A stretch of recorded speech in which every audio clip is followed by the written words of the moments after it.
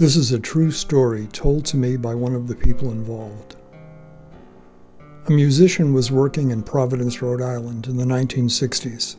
Providence could be a pretty rough town back then, with many prominent mob figures running lots of apparently legitimate businesses and lots of small-time thugs and hangers-on who hoped to catch the attention of one of the bosses.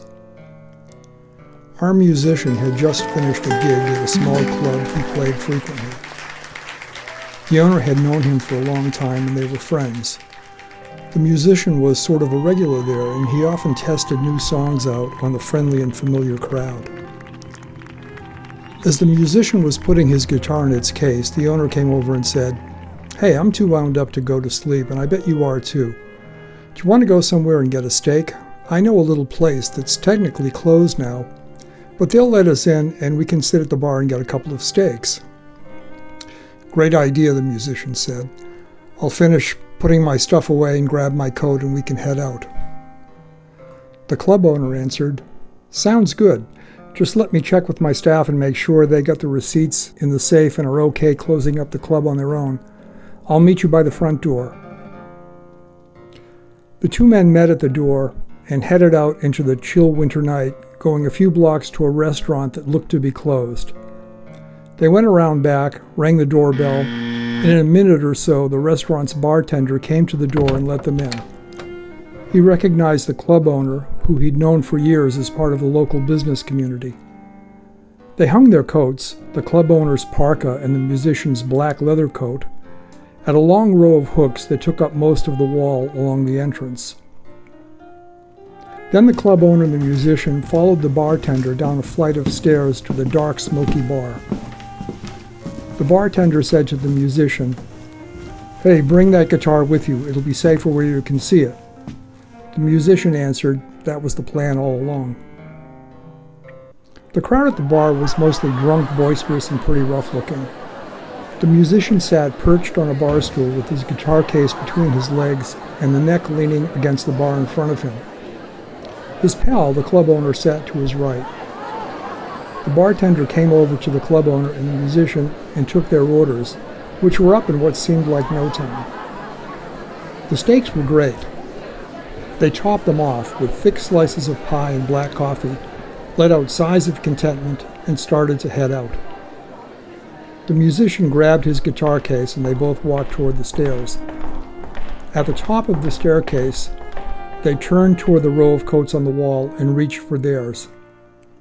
Four boisterous and foul-mouthed customers, stinking of booze, were ascending the stairs about 6 steps behind them, cigarettes dangling from the corners of their mouths.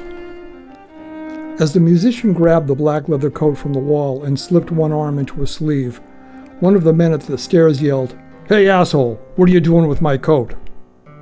The musician realized he'd grabbed the wrong leather coat, which was several sizes too large, and answered, "Oh, I'm really sorry. It looks just like mine. See this one?" grabbing his own coat from the hook nearby. "I made a mistake and grabbed yours by mistake. It looked just like mine," he said nervously as the men walked closer. "Hey boys, the hippie thinks he can get away with stealing my coat," bellowed the belligerent thug as his friends suppressed laughter. "No, I would never steal your coat," the musician said quietly and nervously. It was just a mistake. Yours and mine just look alike, and I thought that one was mine." "Bullshit," the thug snarled back. "I think we ought to teach him a lesson."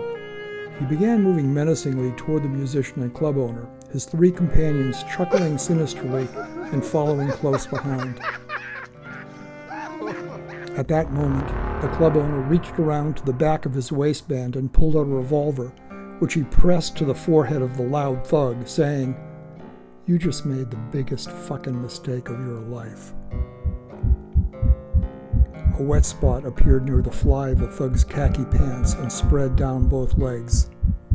The club owner said to the musician, "Grab your stuff and let's go."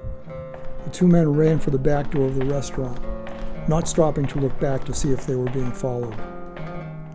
After running back to the club where the evening had started, they felt safe enough to stop running, and the musician asked the club owner, "Where the hell did you get that gun from? I've never known you to carry." "I never do," the club owner replied. "But when I was helping my staff put the night's cash in the safe, I saw the revolver that I keep there and thought, what the hell? Might as well play it safe. They both laughed, gave each other a friendly embrace. The club owner went back inside the club to give it one last check before heading home, and the musician headed back to his car. Interesting night, he thought to himself as he drove away. Wonder if I can get a song out of it.